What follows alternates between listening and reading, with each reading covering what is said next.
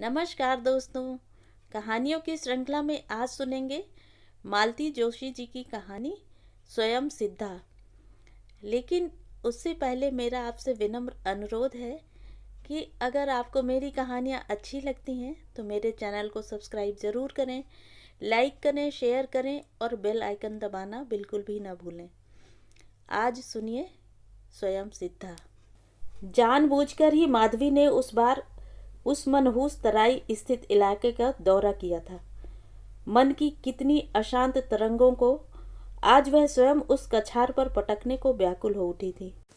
नहीं तो भला भरी गर्मी में हल्द्वानी का दौरा कोई उस जैसी वरिष्ठ अफसर कर सकती थी। जाना ही होता तो नैनीताल चली जाती या रानीखेत या अल्मोड़ा। पूरा उत्तराखंड ही तो अब उसकी मुट्ठी में बंद था। पद के गौरव ने इधर उसके अहंकारी स्वभाव को और भी अहंकारी बना दिया था। कहीं पढ़ा कि भारत के भूतपूर्व वायसराय माउंटबेटन जब भी भारत आते हैं उस कमरे में एकांत के कुछ क्षण अवश्य बिताते हैं जहां उनकी एडविना से प्रथम प्रणय स्मृति थी। क्या आज उसे यहाँ नहीं खींच लाई थी? किंतु चाहने पर भी क्या वह आज उस कमरे की देहरी लांघ पा रही थी? मेम साहब, चाय ले आऊं? इंस्पेक्शन हाउस के उत्साही चपरासी ने पर्दा उठाकर झांका और वह चौंक पड़ी। एक क्षण को चेहरे पर उतर आई मधुर स्मृतियों की रेखाएं विलुप्त हो गईं।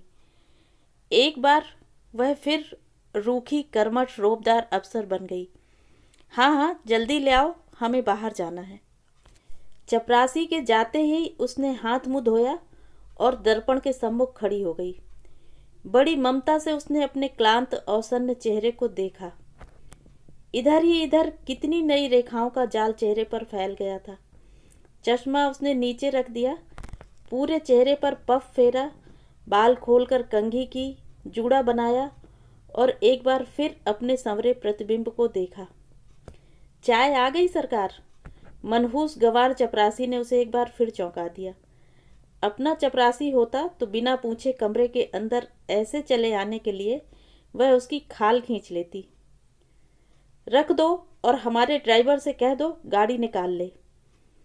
एक प्याली चाय ने उसे चैतन्य किया और वह बटुए से उसी मुड़ी तुड़ी चिट्ठी को निकालकर फिर पढ़ने लगी जिसे पिछले 4 दिनों में वह न जाने कितनी बार पढ़ चुकी थी। 20 वर्षों में उसके पिता का यह पहला पत्र था। माधवी, तुमसे कुछ कहने का अब अधिकार नहीं रहा, फिर भी कर्तव्यवश आज तुम्हें लिखना जरूरी हो गया। मैंने तुम्हारा कन्यादान किया था। तुम्हारे उस श्लोक की आवृत्ति का साक्षी मैं भी हूँ। आरते आरता भविष्यामि सुखदु खानुगामिनी। आज कौस्तुभ मृत्युशैया पर है। इसी से तुम्हारे कर्तव्य से तुम्हें अवगत कराना अपना भी कर्तव्य समझता हूँ। शिवदत्त। नीचे पुनश्च लिखकर उसके पिता ने कौस्तुभ के मकान का पता, टेलीफोन नंबर सब कुछ लिख दिया था। अभिमान से माधवी की आंखें छलछला आईं। न आशीर्वाद, न क्षेम कुशल, न तुम्हारा पिता, केवल शिवदत्त। किंतु यही उनसे अपेक्षित था। अपनी जिद, स्वाभिमान उसने पिता से ही विरासत में पाया था। जब उन्होंने आधी रात को अंधकार में द्वार पर खड़ी पुत्री को बाहर ठेलकर कहा था, निकल जा बाहर, आज से न तू मेरी पुत्री न मैं तेरा पिता, तो जिस जननी को उसने देखा भी नहीं था उसके लिए वह वहीं पर बैठकर थोड़ी देर तक सिसकती रही थी। आज उसकी माँ जीवित होती तो क्या उसे ऐसे बाहर ठेलकर द्वार बंद कर देती? किंतु अपने दुर्वासा से क्रोधी पिता को वह जानती थी। वह द्वार अब सचमुच ही उसके लिए बंद रहेगा, वह जान गई थी। आज तक उसने जीवन में कभी किसी से हार नहीं मानी थी। ठीक है, वह भी पिता को एक दिन दिखा देगी कि वह स्वयं भी अपने पैरों पर खड़ी हो सकती है। इसके बाद वह कब और कैसे मौसी के पास नैनीताल पहुंची, सब कुछ उसे कल की घटी घटना की भांति कंठस्थ था। वहां भी उसे पितृगृह का सा ही तिरस्कार मिला था। उसकी स्नेहशीला सौम्य मौसी का चेहरा उसे देखते ही कठोर हो गया। छी छी मधुली, तूने तो हम सबकी नाक ही कटा दी। ऐसा तो आज तक कभी नहीं सुना। पूरे शहर में तेरी ही चर्चा है। जहाँ जाती हूँ सब मुझसे ही पूछने लगते हैं सुना है तुम्हारी बहन की लड़की शादी के दूसरे ही दिन पति से लड़ झगड़ कर मायके भाग गई, और फिर ऐसा कार्तिकेय सा वर, स्वभाव का गऊ, सब कुछ देख सुनकर ही तो हम सब ने तेरे लिए उसे छांटा था। क्या किसी दूसरे छोकरे से प्रेम वेम कर बैठी थी? माधवी बिना कुछ कहे ही वहां से चुपचाप निकल गई थी। फिर उसकी निरुद्देश यात्रा का एक लंबा इतिहास था। मद्रास में उसकी एक सहपाठनी थी, रेचल एंड्रूज। अंत में वहीं जाकर उसे शांति मिली थी। न वहां उसे ससुराल से भाग आने की कैफियत देनी पड़ी थी, न किसी ने अनावश्यक प्रश्न ही पूछे। रेचल के परिवार ने उसे स्वाभाविक सहज सौजन्य से अपना लिया। रेचल एमए कर रही थी। उसके पिता ने माधवी को एक बार फिर उसकी सहपाठनी बना दिया। उसकी प्रखर बुद्धि फिर उसे उत्तरोत्तर प्रगति के पथ पर खींचती चली गई। उन्हीं की मंत्रणा से वह कंपटीशन में बैठी और एक दिन उसके स्वयं सिद्धा बनने का स्वप्न सचमुच साकार हो गया। अब वह स्वयं अपने पैरों पर खड़ी थी। अतीत की स्मृति अब गहन निद्रा में देखे गए किसी धूर्त स्वप्न की ही भांति अस्पष्ट हो चली थी।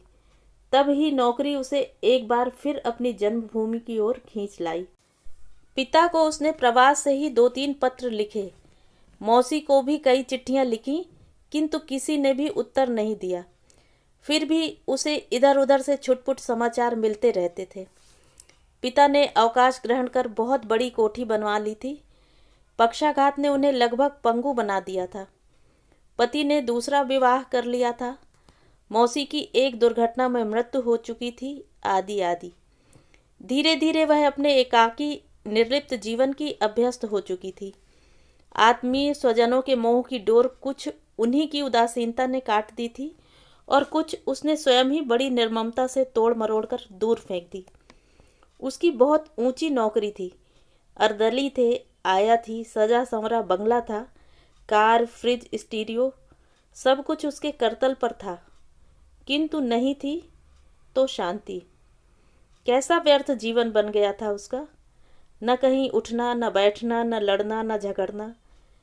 मित्रों की संख्या कम नहीं थी, किंतु कभी कभी उनका स्वार्थ उसके दुखी चित्त को और दुखी बना जाता। केवल उपहारों के माध्यम से ही वह अब तक उनका स्नेह पाती रही है, यह वह खूब समझती थी। एक आध स्नेही परिवार उसे कभी कभार छुट्टी के दिन खाने पर भी बुला लेते, किंतु खाना खाते ही उसे स्वयं लगने लगता जैसे उसकी उपस्थिति में गृह के सभी सदस्य स्वाभाविक नहीं हो पा रहे हैं। लौटती तो फिर कमरे का अवांछनीय एकांत। उस एकांत में कभी उसके अभिशप्त अतीत की स्मृति उसे गहरे पश्चाताप में डुबा देती। क्या उसने स्वयं ही अपने पैरों पर कुल्हाड़ी नहीं मार ली थी? यह भी कैसा विचित्र संयोग था कि आज ठीक उसके विवाह की तिथि के दिन ही उसे पिता का मनहूस पत्र मिला था। इतने वर्षों का अंतराल भी उसके स्मृति पटल से उस तिथि को पोंछ नहीं पाया था। मौसी ने पहले कितना हल्ला मचाया था। नहीं, आषाढ़ में माधवी का विवाह नहीं होगा। आषाढ़ का विवाह सुखी नहीं होता। आषाढ़े दुखिता नारी। किंतु उधर वर को यही महीना ठीक पड़ता था। पिता के तय किए रिश्ते पर स्वयं माधवी को कोई आपत्ति हो भी नहीं सकती थी। कौस्तुभ को वह अपनी मौसेरी बहन की शादी में देख चुकी थी।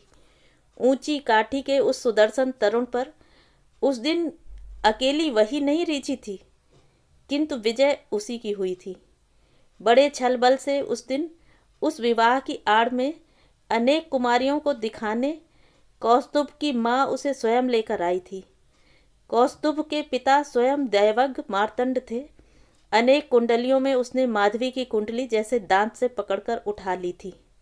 वाह वाह जोशी जी, आपकी पुत्री की ग्रह स्थिति देखकर चित्त प्रसन्न हो गया। गुरु, शुक्र, बुध, चंद्रमा चारों ही लग्न में हैं। जीवन में विलक्षण उन्नति करेगी। सुख, ऐश्वर्य, पूर्ण वाहन सुख, उस पर बुध और चंद्र दोनों बलकारक। अपूर्व सुंदरी होगी यह कन्या।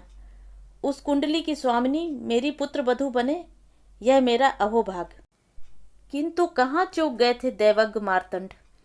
जीवन में उसने विलक्षण उन्नति भी की, ऐश्वर्य भी भोग ही रही है और उस घातक सौंदर्य की स्वामिनी भी रही है जो कभी उसकी नौकरी का सबसे बड़ा सिरदर्द बन गया था। किंतु उसके राजयोग के साथ साथ उसके राजभंग योग को उसके ससुर क्या नहीं देख पाए होंगे। विदा से पूर्व ही तो उसे वह पत्र मिल चुका था जिसने उसके राजयोग की धज्जियां उड़ा दी थीं। बड़ी भूल कर रही हो माधवी, जिसकी सोने की काया पर रीझ दुल्हन बनी उतावली डगे भरती जा रही हो, वह काया तुम्हें कभी सपने में भी नसीब न हो। इसका मैंने टोना टोटका अनुष्ठान सब कुछ किया है। माधवी, अपने रूप के मद में मत रहना। उससे भी अधिक घातक रूप की वारुणी पिलाकर मैं तुम्हारे पति को बहुत पहले ही मदालस बना चुकी हूँ। तुम्हारी ही राधिका। क्रोध से माधवी की पूरी देह थरथरा उठी थी। कौन थी वह राधिका? एक बार जी में आया चिट्ठी उठाकर मौसी को दिखा दे, किंतु मौसी का उत्फुल्ल चेहरा देखकर उसे मलिन करने का साहस नहीं हुआ था। उसने उस चिट्ठी को ब्लाउज में खोस लिया था। ससुराल पहुंचते ही दुर्भाग्य से उसका घूंघट उठा। पहले पहल उसका चेहरा देखने वाली वही राधिका थी। कहो जी, मेरी चिट्ठी मिली थी ना? फुसफुसाकर वह फिर खिलखिलाती दूर छिटक गई थी। पूजा के बाद सास उसे गांव तकिया लगाकर बिठा गई तो क्षण भर के उस एकांत में वह सुंदरी चुलबुली फिर उसे घेर कर बैठ गई। सचमुच ही मैं तुम्हारी सौत हूँ माधवी। आज रात को अपने पलंग पर हमारे लिए भी जगह रखना, समझी? क्रोध से संभ्रांत शिष्ट माधवी के कपोल दग्ध हो उठे थे। कैसी बेहया थी यह अपरिचिता। फिर जीवन की उस अविस्मरणीय रात्रि के एकांत में जब पति ने उसका चिबुक स्पर्श कर चेहरा उठाया तो दिन भर का आक्रोश सिसकियों में फूट पड़ा था। मुड़ी सी चिट्ठी उसने पति को पकड़ा दी और घुटनों में सिर डालकर सिसकने लगी। यह उसी मधु यामिनी का आरंभ था जिसके उसने कई रातों तक जग जग कर मधुर सपने देखे थे। कुछ देर तक कमरे में एक विचित्र निस्तब्धता छा गई। माधवी, आज भी माधवी उस गंभीर स्वर की खनक को भूल नहीं पाई है। तुम पढ़ी लिखी हो, किसी से कुछ उल्टा सीधा सुन लो। इससे सच बात मैं ही तुम्हें बताऊंगा, यह मैंने सोच लिया था। इस बीच वह वज्र मूर्खा तुम्हें अंड बंड लिख देगी, यह मैं क्या जानता था। फिर उसने बड़े दुलार से घुटनों में डूबा माधवी का अश्रुसिक्त चेहरा उठाया था। मेरी ओर देखो माधवी। और माधवी की सहमी आंखें स्वयं उसकी ओर उठ गई थीं। उस सुदर्शन शांत चेहरे पर विकार की एक भी रेखा नहीं थी। केवल एक क्षण को उसका गोरा चेहरा दिवस धूसर शशि सा ही म्लान हो उठा था। राधिका को मैं बचपन से जानता हूँ, उसका स्वभाव ही ऐसा है। बिना कुछ सोचे समझे ऐसे ही ऊटपटांग मजाक कर बैठती है। उसकी किसी भी बात पर विश्वास मत करना माधवी। किस किस बात पर अविश्वास करोगी जी? गले में लहरिया जयपुरी चूनर का आंचल डाले तभी अभियुक्ता खुली खिड़की से जंगली बिल्ली सी भीतर कूद कौस्तुभ के सामने खड़ी हो गई थी। उत्तेजना से उठता गिरता उसका सुडौल वक्षस्थल, अंगारे से दहकते कपोल और तरंगित भ्रूभंग देख माधवी ने अविश्वास से अपने नवीन सहचर को देखा। उस शांत निर्विकार चेहरे पर कहीं भी अपराधी का क्षोभ नहीं था। तब क्या वह सचमुच ही मजाक कर रही थी? किंतु क्या उसके अभिनय को वह अभिनय रूप में स्वीकार कर सकती थी? तुम मुझे काट कर बाहर फेंक दोगे तब भी मैं यहाँ से नहीं टलूंगी। आज जो मेरा सहारा है वह हमेशा मेरा रहेगा, समझे? और फिर वह दुस्साहसनी बड़े आत्मविश्वास से पैर फैलाकर सजे पलंग पर लेट गई थी। माधवी संभ्रांत संस्कारशील परिवार की मान्यताओं में पलकर बड़ी हुई थी। उस मात्रहीना पुत्री को पिता के लाड़, मौसी मामा के दुलार ने आवश्यकता से अधिक जिद्दी बना दिया था। जीवन में पहली बार वह अपमान के आघात से विचलित हो विवश क्रोध से अवश हो गई थी। अब उस परिहास रसिका के अभियोग का खंडन क्यों नहीं कर रहा था कौस्तुभ? एक क्षण को वह पति के निर्विकार चेहरे को देखती रही, फिर उसका उग्र तेजी स्वभाव मुखर हो उठा। तुमने इसी से विवाह क्यों नहीं कर लिया? उसका तीखा प्रश्न कमरे की निस्तब्धता में डंके की चोट सा बज उठा था। हाय राम, विवाह करने ही से क्या सब कुछ होता है? इस बार सयासन की अचल मुद्रा में लेटी वह मुंहजोर बैठकर हंसने लगी थी। विवाह करते कैसे जी? मेरा विवाह तो 4 साल पहले ही हो चुका है। मेरे बुढ़े शाह जी को तो मेरे रूप का नाम शादी की रात को ही डस गया। अपनी दूसरी सौत के मरने के 8वें साल मैं उन्हें जुटी। बहुत दिनों का भूखा कंगाल कहीं 56 व्यंजनों का थाल पाकर अनाप शनाप ठूंस ले तो पेट फरेगा नहीं तो और क्या होगा। बस रात को ही लकवा पड़ गया। तब से पलंग पर ही पड़ा बुढ़ा गोंगियाता रहता है। उधर मेरी चांदी ही चांदी है, न सास ससुर न जेठ देवर। दिन भर बुढ़े की सेवा करती हूँ और जब रात को तुम्हारे भोले सास ससुर सो जाते हैं तो इसी खिड़की से कूद इनकी सेवा करती हूँ। और आज ये कहते हैं इसकी किसी बात का विश्वास मत करना। एक क्षण को कौस्तुभ उस मुखरा की बकर बकर से बौखला गया था। राधिका, तुम चुप नहीं हुई तो मैं तुम्हें इसी खिड़की से नीचे धकेल दूंगा। नहीं, माधवी का शांत स्वर आवेगहीन था। उसे अब नहीं धकेलना होगा, मैं ही जा रही हूँ। ईश्वर करे यह तुम्हारी वैसी ही सेवा करती रहे जैसे पिछले 4 सालों से कर रही है। और फिर वह द्वार खोलकर बाहर निकल गई थी। इतने वर्षों में फिर उसने कभी ससुराल की देहरी नहीं लांघी थी। उस सुदीर्घ अज्ञातवास के बाद अपने प्रत्यावर्तन में उसने स्वयं ही कई रोड़े अटकाए थे, किंतु अंत में उसे आना ही पड़ा था। आज वह प्रदेश की एक वरिष्ठ सुख्यात अफसर थी।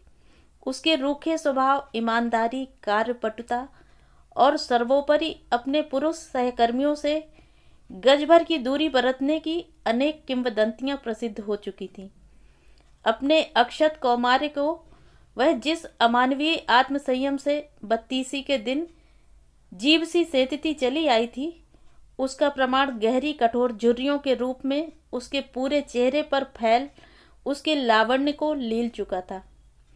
नौकर उसके भय से थरथर कांपते, किंतु गृह के एकांत में वह फिर एक निरीह असहाय अबला बन जाती। रात को कहीं पत्ता भी खड़कता तो वह सिरहाने धरी पिस्तौल संभाल लेती। कभी गहरी तृषा क्रांता के मुंह से विधाता ने जोर से लबलबाता जलपात्र लगाकर बिना उसके पिए ही छीन लिया था। उसने उसकी तृषार्थ करुण दृष्टि को अब भयावह रूप में हिंस्र बना दिया था। जानबूझकर ही हाथ में आई शक्ति का दुरुपयोग करने में उसके अशांत चित्त को अनोखी शांति मिलती थी। जहाँ किसी सुखी दंपति को एक ही जिले में नियुक्त देखती, चट से अपने कानूनी आदेश से बिलबिलाती पत्नी का तबादला किसी दूरस्थ जिले में कर देती थी। इधर उसे एक लत और पड़ गई थी। पहले कभी नींद नहीं आती थी तो एक आध गोली खा लेती थी, किंतु अब अनिद्रा उसे नित्य ही पागल बनाने लगी थी। इसी से वह पैथेडीन लेने लगी थी। अनिद्रा के इस रोग का भी करुण इतिहास था। 1 वर्ष पूर्व वह अपनी उसी मद्रासी सहेली रेचल की मृत्यु का समाचार पा प्लेन से मद्रास पहुंची थी। उसके दुर्भाग्य से ही शायद उस दिन उसे लौटने में प्लेन का रिजर्वेशन नहीं मिला था और उसे ट्रेन से लौटना पड़ा। आधी रात को कंडक्टर ने द्वार खटखटाया। मैडम, दरवाज़ा खोलिए। आधी रात को पैथेडीन जन्य गहन निद्रा के बीच वह व्याघात उसे तिलमिला गया था। उसका क्रोधी स्वभाव उस दिन उसकी जिह्वा को और भी तीखा बना गया था। नहीं, फर्स्ट क्लास के किसी भी यात्री को आप आधी रात को डिस्टर्ब नहीं कर सकते। आपको खोलना होगा मैडम। जो यात्री बाहर खड़े हैं उनके 2 बर्थ आपके डिब्बे में पहले से ही रिजर्व्ड हैं। किसी तरह साड़ी लपेट भुनभुनाती हुई वह उठी, चिटखनी खोली और मुंह फेर कर सो गई। उसके निद्रालोक में सहसा प्रेतात्माओं से ही घुस आए सहयात्रियों को देखने उसे किसी प्रकार के कौतूहल या जिज्ञासा ने नहीं उकसाया, किंतु सहयात्री निश्चय ही शिष्ट थे। स्त्री फुसफुसाकर ही बोल रही थी और पुरुष के धीरे धीरे सामान लगाने की गतिविधि से ही समझ गई कि बेचारा ऐसा प्रयत्न कर रहा था जैसे तेज तर्रार सोने वाले की निद्रा में कोई व्याघात न हो। फिर उसे स्वयं नींद आ गई। किसी बड़े स्टेशन पर जब गाड़ी रुकी तो पौ फट चुकी थी। कॉफ़ी कॉफ़ी का कलरव सुन वह हड़बड़ाकर उठ बैठी। दक्षिण के स्टेशनों की वह तेज कॉफ़ी उसकी पुरानी दुर्बलता थी, कांसे का गिलास मुंह से लगाया तो सहसा उस दिवंगता सखी का स्नेहालु चेहरा आंखों के आगे आ गया, जिसे वह कब्र में सुलाकर लौट रही थी। रेचल के पिता रेलवे में थे। प्रायः ही उनसे पास लेकर दोनों सखियां इसी गुंटूर के स्टेशन तक चली आती और छक कर बड़े खा कॉफ़ी पी जूड़ों को सुवासित बेलों के गजरों से लपेटकर घर लौटती। उसके असहाय एकाकी जीवन की वह ज्योति भी अचानक ऐसे दब से बुझ जाएगी, उसने कभी सोचा भी नहीं था। उसकी आंखें सहसा छलछला उठीं। उन्हीं डबडबाई आंखों से सामने की बर्थ पर नींद में बेहोश डूबे अपने सहयात्रियों को उसने पहली बार देखा। पुरुष पार्श्व परिवर्तन कर लेटा था, किंतु स्त्री उसी की ओर मुंह फेर कर सो रही थी। उसके मेद बहुल शरीर की भीम कटी की परिधि जैसे चौड़ी बर्थ में भी नहीं अट रही थी। शक पकाकर माधवी ने दृष्टि फेर ली थी, कहीं जग गई तो बेचारी व्यर्थ ही अपदस्थ होगी। किंतु वह नहीं जगी, जगा पुरुष। अपने दोनों लंबे पैर झुलाते ही वह एक सामान्य से झटके से ही नीचे उतर आया। एक पल को दोनों की आंखें परस्पर टकराईं और माधवी के हाथ का गिलास कांप गया। विधि का यह कैसा क्रूर परिहास था। वह आपाद मस्तक भी बदल गया होता तब भी वह उसे पहचान सकती थी, किंतु उसे तो कालचक्र ने जैसे छुआ भी नहीं था। वैसी ही गंभीर आकृति, अतनु सा वही मनोहारी रूप। वह स्लीपर पहन बाहर चला गया। माधवी कॉफी वाले को पैसे देने लगी तो उसके दोनों हाथ कांप रहे थे। जिस घाव के टांके भी उसकी त्वचा में घुल मिलकर एकाकार हो गए थे, आज वही घाव किसी पुराने नासूर की भांति रिसने लगा था। इतनी रात को वह दूसरे डिब्बे में भी तो नहीं जा सकती थी। पौ फटने पर भी दीवालोक धूसर था। उधर गाड़ी ने सीटी दे दी थी। उस लंबी यात्रा के अवांछित साहचर्य के विषय में सोचते ही उसके सारे शरीर का रक्त माथे पर चढ़ कनपटी पर घन की सी चोट करने लगा। हर वक्त इतने टेंशन में रहती हो माधवी, उस पर तुम्हारा रक्तचाप भी तो बहुत सुविधा का नहीं है। तुम्हारे दिमाग की नसें कभी फट गईं तो मुझे आश्चर्य नहीं होगा। कभी रेचल ने उससे कहा था, ठीक ही कहा था उसने। सामने हिडिंबा सी पसरी सौत की उपस्थिति ही फिर उसकी फड़कती रगों को शांत कर गई थी। निश्चय ही वह उसकी सौत थी। कौस्तुभ की माँ या बहन तो हो नहीं सकती थी, क्योंकि सास के गोरे उजले चेहरे और ननंद की सौम्याकृति को वह एक ही दिन देखने पर भी अब भी पहचान सकती थी। तब वह कहाँ गई जिसने उसके सौभाग्य का मधुपात्र छीन उसके हाथ में भिक्षा का खप्पर थमा दिया था। हे भगवान, अभी वह गुसल खाने से लौट आएगा और निश्चय ही उसकी सौत से उसका परिचय करा अपना प्रतिशोध ले लेगा। किंतु जब वह लौटा तो उस रहस्यमय व्यक्ति का संयमित आचरण देख वह दंग रह गई थी। न उस सौम्य चेहरे पर विकार की एक रेखा उभरी, न उसने दूसरी बार आंख उठाकर ही उसकी ओर देखा। उसकी पत्नी जगकर बाथरूम जाने लगी तो माधवी ही कनखियों से उसे देखने का लोभ संवरण नहीं कर सकी थी। लेटने पर उसका शरीर भीभत्स रूप से मोटा लग रहा था, किंतु खड़ी होने पर मांस स्वयं ही छट छट कर विभिन्न कोष्ठों प्रकोष्ठों में समा गया। फिर भी उसे उठने झुकने में कष्ट हो ही रहा था। एक विलंबित डकार लेकर वह गुसलखाने चली गई तो दोनों उस डिब्बे में अकेले रह गए। माधवी का हृत पिंड जोर जोर से धड़कता जिह्वा पर ही आ गया। अब वह अवश्य ही कुछ कहेगा, पर वह माधवी की उपस्थिति से एकदम ही उदासीन बना अचल मुद्रा में अखबार पढ़ता रहा। तब क्या उसने माधवी को नहीं पहचाना? नहीं, ऐसा कभी नहीं हो सकता।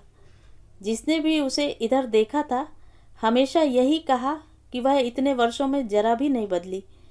फिर जिस व्यक्ति ने उसके चेहरे को कभी बीसियों लड़कियों की भीड़ में छांट कर पसंद किया था, वह उसे कभी ऐसे भूल सकता था?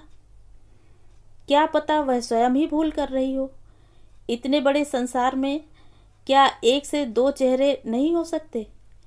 हो सकता है कोई उसी के से चेहरे मोहरे का कोई और हो। मन का वही अदम्य कौतूहल सौत के आने से पहले ही फिर एक अविवेकी प्रश्न बनकर उसके मुंह से फिसल ही गया था।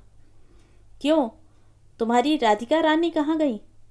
प्रच्छन्न व्यंग से पहले वह चौंका। फिर जैसे कृष्णवर्णी तिरती गंभीर मेघावली के बीच प्रातःकालीन सूर्य की मंद मधुर रश्मियां दिवालोक से दिशाएं रंग जाती हैं, ऐसे ही मधुर स्मित का परिहास उस गंभीर चेहरे को उद्भासित कर गया। मर गई, कह वह फिर अखबार पढ़ने लगा। मन ही मन वर्षों के अनकहे उपालंब दोहराती माधवी पल भर को विक्षिप्त सी हो गई। मूर्ख, अहंकारी, उस दिन जब मैं आधी रात को आंसुओं से अंधी आंखें पोंछती तुम्हारे घर से निकल गई, तब बाहों में बांधकर तुमने मुझे रोका क्यों नहीं? क्या तुम नहीं जानते थे कि मैं पिता की सिर चढ़ी जिद्दी अविवेकी किशोरी पुत्री थी? मेरे पीछे पीछे भागकर आ नहीं सकते थे? आंख उठाकर देख ले मूर्ख, आज मैं स्वयं सिद्धा हूँ। किसी पुरुष के स्कंध स्पर्श की मुझे कामना नहीं है। यही नहीं, जिंदगी की दौड़ में मैं तुम्हें बहुत पीछे छोड़ गई हूँ।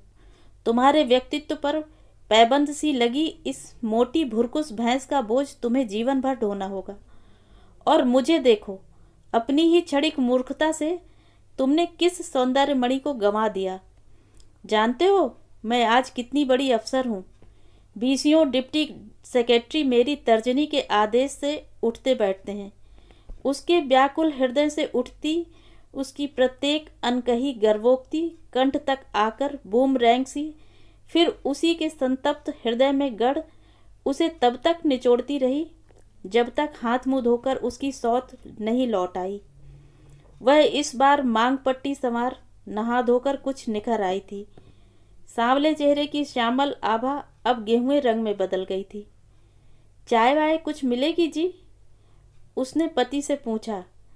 फिर हंसता चेहरा अपरिचिता माधवी की ओर इस अंतरंगता से फेरा जैसे प्रश्न उसी से पूछ रही हो। ये मेरी कड़वी धतूरे सी कॉफ़ी तो हमसे पी नहीं जाती। सुनो जी, जरा जाकर देखो डाइनिंग कार है या नहीं। अगला स्टेशन आने दो, मैं बैरे को ऑर्डर दे दूंगा। उस विस्मृति कंठस्वर की प्रत्येक खनक माधवी के कानों में गरम सलाखें घुसेड़ रही थी। जानबूझकर ही उसने आंखें बंद कर लीं, किंतु आंखें मूंदी होने पर भी वह जान गई कि उसकी सौत उसे एकटक देखे जा रही है। यह शक्ति विधाता ने केवल नारी ही को दी है। पीठ पीछे खड़ा होकर भी कोई उसे देखे तब भी वह जान लेती है कि कोई उसे देख रहा है। थोड़ी ही देर में स्टेशन आया और उसका पति उतर गया। बैरा चाय टोस्ट लाकर ट्रे धर गया तो उसकी सौत जैसे अधैर्य से बावली हो गई। साहब कहाँ गए जी? भेज दो जल्दी, गाड़ी ने सीटी दे दी है। फिर वह खिड़की से ही अपनी मोटी गर्दन बाहर निकाल इंजन के साथ साथ भैंस सी डकराने लगी। अजी गाड़ी चल रही है, क्या बचपना कर रहे हैं आप? चढ़िए जल्दी। हाय राम, मेरा तो कलेजा ही धड़कता बाहर आ रहा है। उसने अपनी चौड़ी हथेली सचमुच ही अपनी छाती पर धर ली थी, पर क्या सांस की उन मोटी परतों के बीच वह अपनी धड़कन सुन भी पाती होगी? मन ही मन माधवी को हंसी भी आ रही थी। पति अधीरा पत्नी के बचकाने व्यवहार से खिसियाकर बर्थ के कोने पर बैठ फिर अखबार पढ़ने लगा। क्यों बहन जी, कहाँ जा रही हैं? वह चाय बनाती उसके और निकट सरक आई थी। वाह, अब तो खूब साथ रहेगा। हमारे छोटे लड़के की पासिंग आउट परेड थी जी। पहले देहरादून गए, फिर बड़े लड़के के पास वेलिंगटन गए थे, वहीं से लौट रहे हैं। लीजिए ना आप भी एक प्याला चाय। पति के साथ साथ उसने हंसकर उसकी ओर भी एक प्याला बढ़ाया। धन्यवाद, मैं चाय नहीं पीती। माधवी का स्वर शिष्ट होने पर भी रूखा था। हाय राम, चाय नहीं पीती? मैं तो सोच ही नहीं सकती कि संसार में कोई स्त्री ऐसी भी हो सकती है जो चाय न पिए। मुझे तो खाना भले ही न मिले, बिना एक प्याला चाय के मैं बिस्तर से भी नहीं उठ सकती। ये बेचारे रोज मेरे उठने से पहले बिजली की केतली में चाय बनाकर मेरे सिरहाने प्याला धर जाते हैं। सौतिया डाह से पहली बार माधवी की रक्त मज्जा दग्ध हो उठी। छी छी, ऐसी मुटल्ली पत्नी से भी कोई क्या इतना लाड़ लड़ा सकता है। वह फिर बड़ी उदासीनता से एक पत्रिका खोलकर पढ़ने लगी। उधर उसकी सौत कटोरदान के चमकते ढकने खोल पति के सम्मुख तरह तरह का नाश्ता सजा रही थी। एक बार उसने फिर 2 खुले डिब्बे माधवी के सामने बढ़ा दिए। अच्छा तो ये ले लीजिए, मेरे गले के नीचे तो यहाँ के इडली डोसे नहीं उतरते। इसी से ढेर सारा नाश्ता बनाकर साथ रख लाई थी। मुझे तो इतनी सुबह कुछ खाने का अभ्यास नहीं है, मुझे प्लीज़ क्षमा करें। उसके स्वर का रूखापन इस बार करारे चांटे शाही पास बैठे पति के गाल पर पड़ा। क्यों जिद करती हो? उसने माधवी से भी अधिक रूखे स्वर में पत्नी को डपट दिया। किंतु उसकी खाल निश्चय ही गैंडे की थी। नाश्ता करते ही वह फिर हंसती उसकी ओर सरक आई। आप यहाँ क्या किसी काम से आई थी? जी। माधवी के संक्षिप्त उत्तर में किसी निरर्थक लंबे वार्तालाप का आमंत्रण नहीं था। ओह, तब यही नौकरी करती हैं क्या? इस बार मूर्खा पत्नी की बकर बकर से खींचकर उसका पति उठकर बाहर चला गया और कॉरिडोर में निरर्थक चहलकदमी करने लगा। शादी नहीं हुई आपकी? नहीं।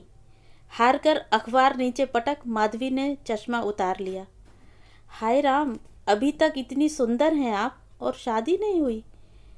वह इस बार प्रश्न पूछते ही हंस पड़ी।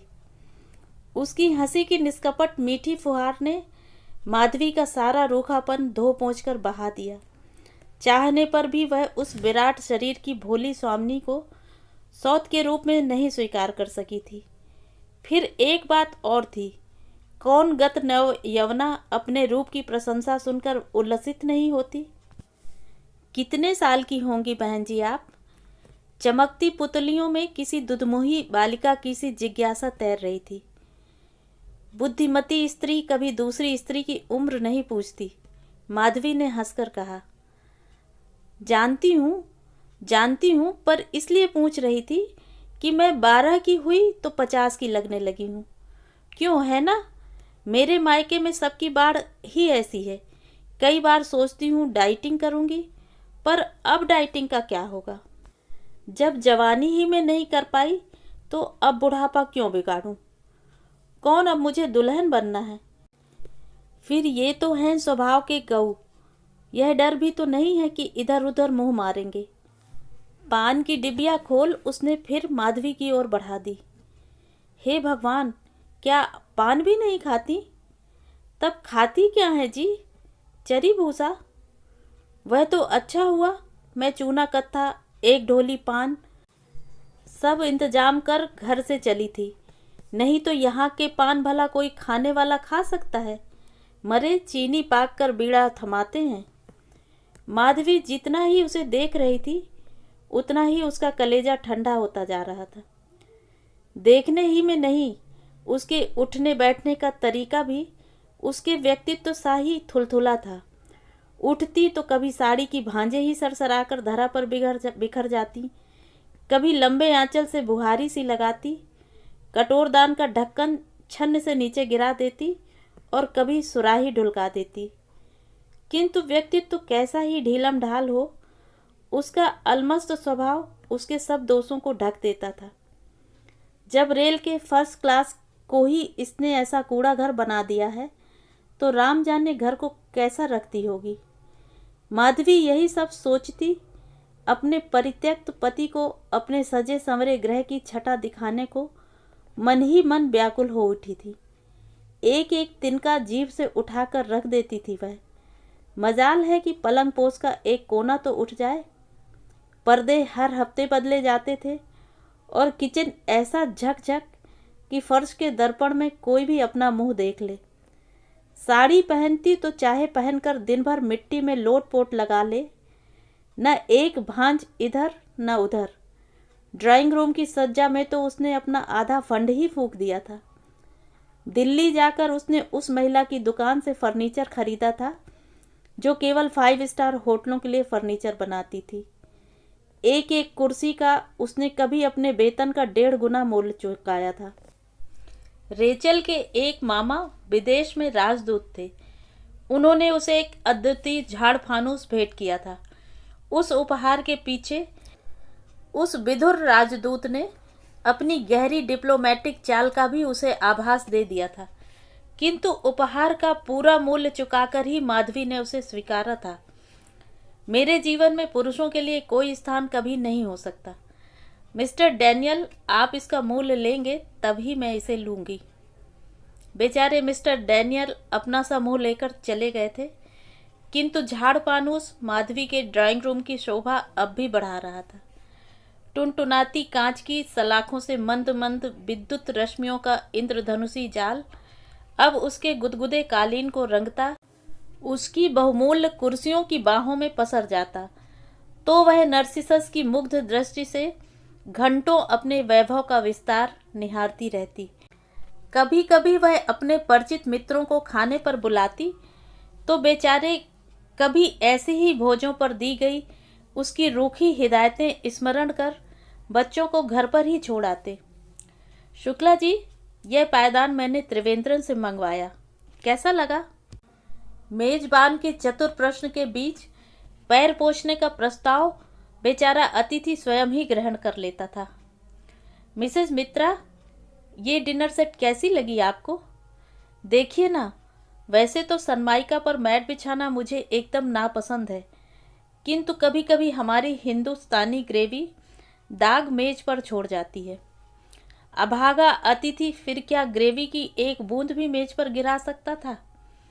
अरे, इस बार भी आप दोनों अकेले ही आए, बच्चों को क्यों नहीं लाए? किंतु स्वर का उल्लास पूरे चेहरे पर फैल स्वयं उसके प्रश्न का असमर्थन कर देता। बेचारे अतिथि बहाना बना देते कि बड़ी को होमवर्क करना था, छोटे के मास्टर साहब आते हैं, आदि आदि। माधवी मन ही मन सब समझती थी और कभी कभी उसका चित्त खिन्न हो उठता। उसे अपने बचपन में पढ़ी उस स्वार्थी दैत्य की कहानी याद हो आती, जो अपने सजे धजे बाग में बच्चों को खेलने नहीं देता था। इसी से उसका बाग हमेशा बंजर पड़ा रहता था। क्या यही कारण था कि सुख ऐश्वर्य के साधन उपलब्ध होने पर भी उसका बाग उसे सदा बंजर ही लगता था? शायद यही कारण था कि सामने बैठी सौत के चेहरे का उल्लास देख वह आज स्वयं लार टपका रही थी। फिर गंतव्य स्टेशन के आने के कुछ पूर्व ही कौस्तुभ आ गया था। उसके आते ही माधवी की प्रगल्भा सौत सकपकाकर चुप हो गई थी। शायद वह भी समझ गई थी कि उसके अनावश्यक प्रश्नों की झड़ी पति को असंतुष्ट कर गई थी और इसी से खींचकर वह बाहर चहलकदमी करने लगा था।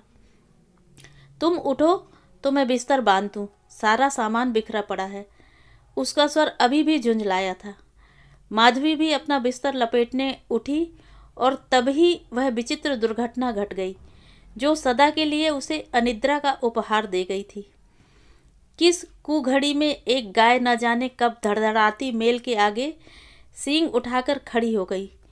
उसी भिड़ंत में इंजन ने पूरी गाड़ी के अंजर पंजर हिलाए तो इससे पहले कि माधवी संभलती वह कौस्तुभ की ओर ढुलक पड़ी थी। यदि वह उसे न संभालता तो वह पछाड़ खाकर नीचे ही गिरती। यह सब पलक झपकते ही हो गया और उसी धक्के के साथ पूरी गाड़ी की बिजली चली गई। उस अरण्य के गहन अंधकार में परित्यक्त वर्षों से बिछड़े पति की बाहों के घेरे ने उसे कसकर बांधा था और उन अधरों का क्षणिक स्पर्श उसके अधरों को वास्तव में दग्ध कर गया था, या वह सब उसके अचानक धक्का खा गए विकृत मस्तिष्क का भ्रम मात्र था। यह वह अब तक नहीं समझ पाई। नहीं, यह सब कुछ नहीं हुआ था। वह कभी कमरे के एकांत में स्वयं पागलों सी बड़बड़ाती। अविवाहिता औरतों को अक्सर ऐसा भ्रम होता है। ऐसी कितनी कहानियां तो पढ़ी हैं मैंने, किंतु फिर उस मधुर स्पर्श की स्मृति एक्सरे में किसी भग्न हड्डी के कोटर की ही स्पष्टता से उभर आती और वह मुंह ढांपकर सिसकने लगती। उसी रात से फिर उसकी आंखों में नींद नहीं रही। आधी आधी रात तक वह पागलों की तरह अकेली कमरे में चक्कर काटती रहती। थक कर सोती तो सहसा अरण्य में रुकी वही ट्रेन उसे फिर उन्हीं बाहों के घेरे में बांध देती और वही अधूरा मधुर स्पर्श उस दुस्वप्न के टूटने पर भी उसके बुभुक्षित हृदय की क्षुधा प्राणांतक रूप से तीव्र कर देता। पुरुष की देह परिमल का नशा उसे पहली बार नरभक्षिणी बनी शेरनी शाही खूंखार बना गया था। गत यौवना का विवेक भी कभी वेगवती नदी के कगार पर खड़े सशक्त वृक्ष की ही भांति अचानक भरभरा कर गिर पड़ता है, यह वह जानती थी। आज तक उसका आत्मविश्वास और चरित्र की दृढ़ता ही उसके अभिन्न मित्र थे, किंतु अब उन्हीं दोनों की रहस्यमयी प्रवंचना उसे रात रात भर जगाए रखती। इसी से स्वयं अपने ही से डरकर उसने नियमित रूप से पैथाडीन लेना आरंभ कर दिया था। बहन, कभी नैनीताल आओ तो अवश्य मिलना। वैसे जाड़ों में हम हल्द्वानी जरूर आते हैं, वहीं हमारी ससुराल है। उसकी सौत ने उसे हंसकर अपने पति का कार्ड थमा दिया था। आज पिता का पत्र उसे किसी बिसरी ससुराल की ओर खींच लाया था। गाड़ी आ गई सरकार, चपरासी ने कहा, और वह उठकर फिर अतृप्त तृष्णा से खिंची दर्पण के सम्मुख खड़ी हो गई। वर्षों से संचित वही नीलांबरी साड़ी बक्से के तले से खींच सूटकेस में धर आई थी।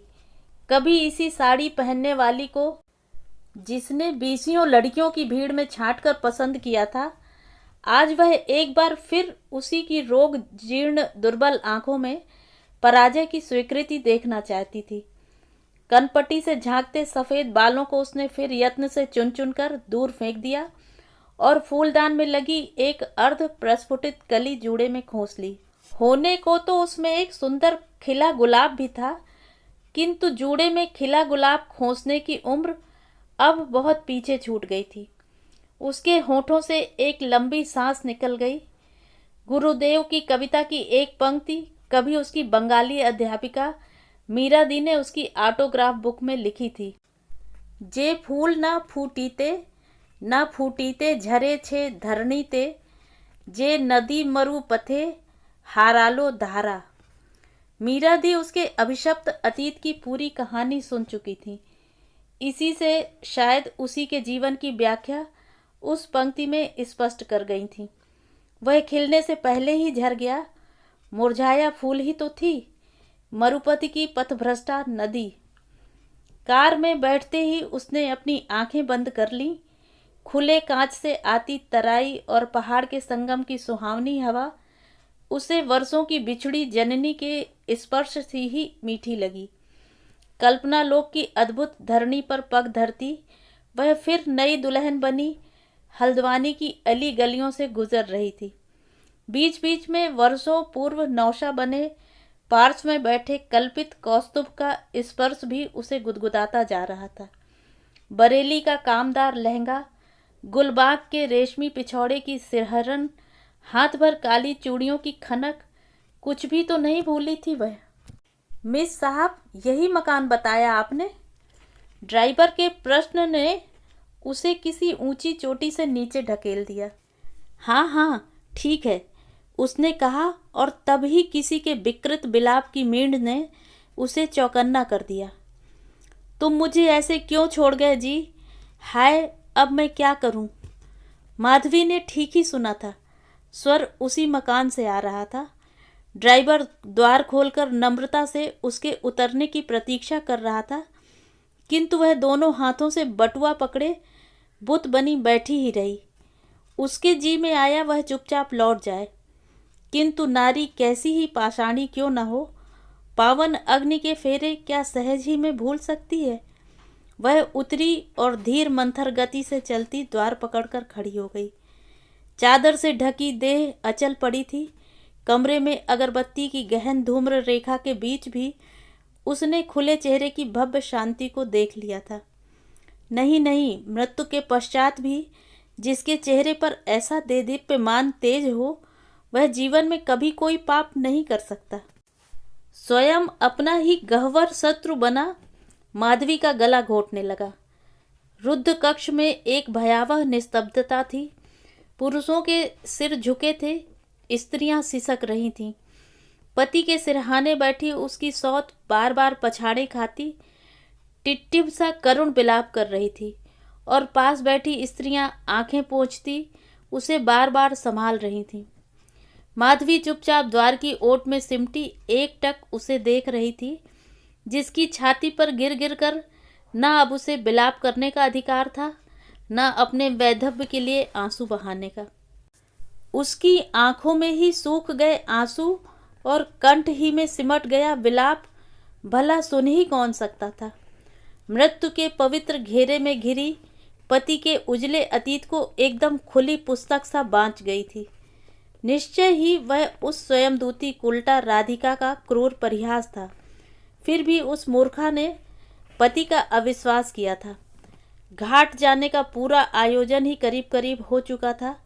पूरे कमरे में प्लेटफॉर्म पर आ गई रेल को देखकर उठते भागते कुलियों सी ही हड़बड़ मचने लगी थी। माधवी अब और नहीं रुक सकी। एक प्रकार से भागती पड़ती ही कार में जाकर बैठ गई और उसकी विकृति सिसकी ने ही ड्राइवर को घर चलने का आदेश दिया था। डाक बंगले के उस कमरे में वह द्वार बंद कर जाने कब तक विक्षिप्त सी ही बैठी रही थी। चपरासी बंद द्वार से ही मैं कुछ नहीं खाऊंगी, तबीयत ठीक नहीं है, सुन सहम कर चला गया था। अगरबत्ती के तीव्र सौरभ का धुआं उसके नथनों में बस गया था।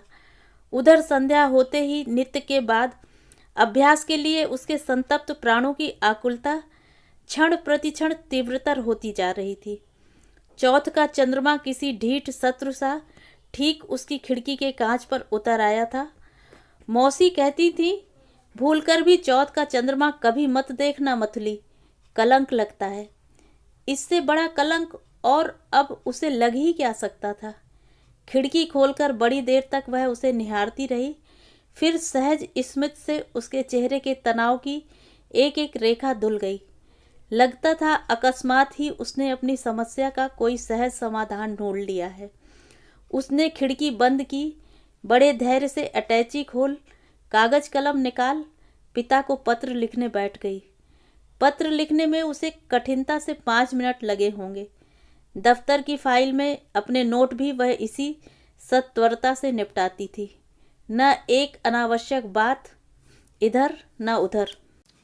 फिर उसने स्प्रिट का चूल्हा जला, सिरिंज उबाली। अपनी संजीवनी की पूरी सामग्री वह हमेशा साथ लेकर चलती थी। चप्पल डाल वह पिता को लिखा पत्र स्वयं ही सड़क के लेटर बॉक्स में डाल आई थी। चिट्ठी डालने लगी तो पहली बार उसकी शुष्क आंखें आर्द्र हो उठी। लगा वह दूसरी बार दुल्हन बनी सदा सदा के लिए पितृगृह से विदा ले रही है। फिर बड़ी निर्ममता से उसने आंखें पोंछी और कमरे में लौट गई। कैसा ही कठिन निर्णय क्यों न हो, उसे कार्यान्वित करना उस अद्भुत स्वयं सिद्धा के लिए कभी भी कठिन चुनौती नहीं बना था। इस बार भी उसे विलंब नहीं हुआ। पूरे सप्ताह की संजीवनी वह एक साथ शरीर में प्रविष्ट कर चुपचाप लेट गई। मृत्यु के तीसरे दिन पुत्री का पत्र पिता को मिला था। पिताजी, आपके आदेश का पालन कर सप्तपदी के उस पावन श्लोक की महिमा अक्षुण्ण रखकर जा रही हूँ। जानती हूँ मेरा अपराध आपकी दृष्टि में ही नहीं, स्वयं मेरी अपनी दृष्टि में भी अक्षम्य था। किंतु क्या मेरा यह पश्चाताप उस कलुष को स्वयं प्रक्षालित नहीं कर देगा? वहां जाकर कम से कम इस अदालत में तो सिर उठाकर कह ही सकूंगी, अति आर्ता भविष्यामि सुख दुखानुगामिनी, आपकी माधवी। तो ये थी कहानी।